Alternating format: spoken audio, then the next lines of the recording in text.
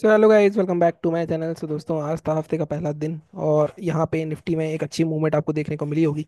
अगर मैं रेंज की बात करूँ तो निफ्टी ऑलमोस्ट, अगर आप डे हाई से डे लो को मार्क करोगे तो ऑलमोस्ट यहाँ पे 250 पॉइंट के आसपास का मूवमेंट दिया है निफ्टी ने।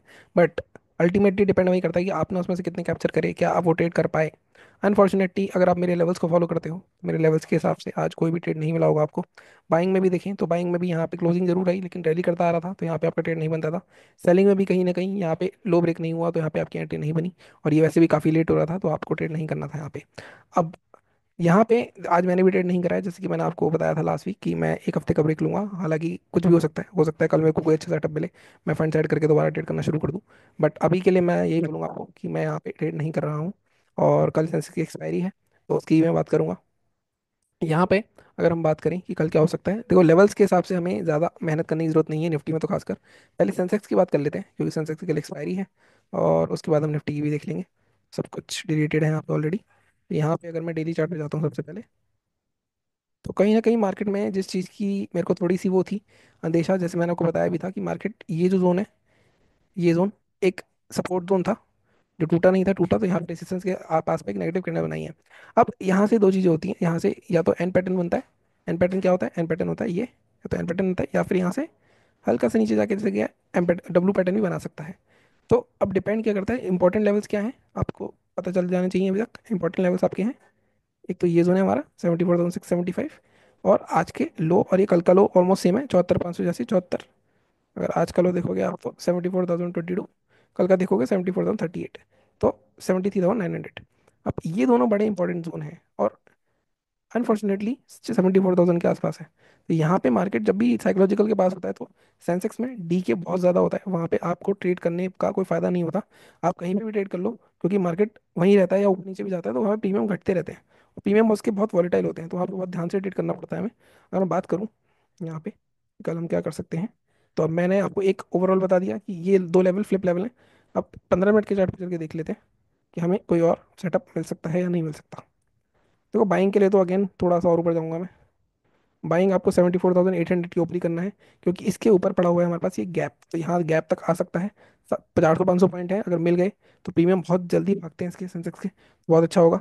फर्स्ट टारगेट हम 976 रखेंगे, सेकंड टारगेट हम थोड़ा गैप से नीचे 197 तक का रख सकते हैं। सेलिंग करनी है अगर, तो सेलिंग के लिए भी आई थिंक बिल्कुल सही लेवल निकाला हुआ है हमने, थोड़ा सा हम इसको ऊपर कर सकते हैं। 73,920 ले सकते हैं। इसके नीचे भी अगर निकलता है मार्केट साइकोलॉजिकल तो इस जोन तक आ सकता है 73,590।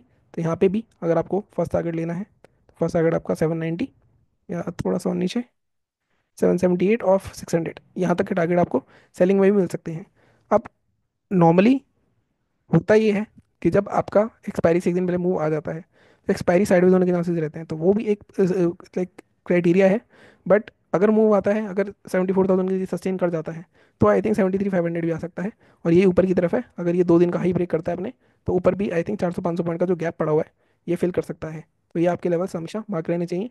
अब लेवल के पार करें तभी ट्रेड करना है, यानी बीच में बाय सेल करके आप पूरा अपना अकाउंट ब्लो कर दो। आपने देखा था मेरे last, I think last Nifty की एक्सपायरी में क्या हाल हुआ था, तो वो चीज़ हमें नहीं करनी है। ठीक है, अब हम बात करते हैं निफ्टी के बारे में। निफ्टी में हमें कोई ज़्यादा मेहनत करने की जरूरत नहीं है।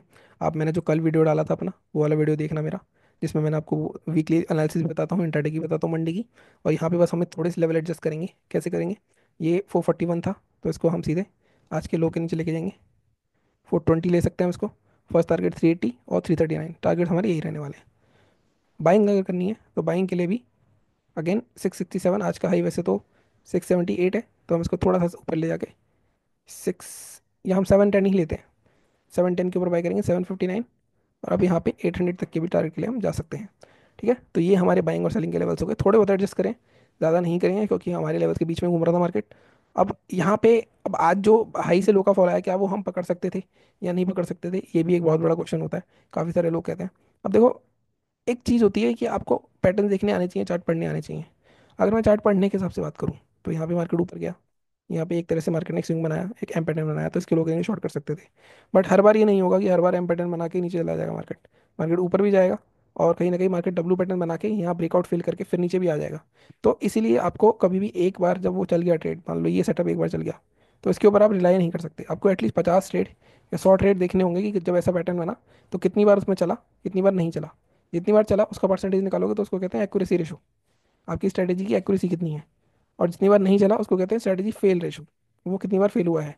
ये रेशो अगर आपका 70% नहीं है या 50% नहीं है और आपका उसके बाद रिस्क रिवॉर्ड भी आता है, इसका एक अलग से सेपरेट वीडियो भी बन सकता है कि एक्यूरेसी और रिस्क रिवॉर्ड का क्या लेना देना है।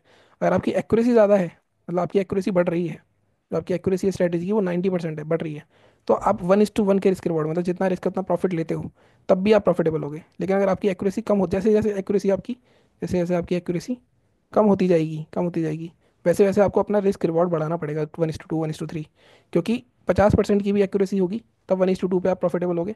अगर आपको 30% की स्ट्रेटजी के एक्यूरेसी रेशियो पे भी आप प्रॉफिटेबल हो सकते हो, बट उसके लिए आपका रिस्क रिवॉर्ड 1:3 होना चाहिए। जब भी आप प्रॉफिट कमाओगे तो 3 गुना कमाओगे।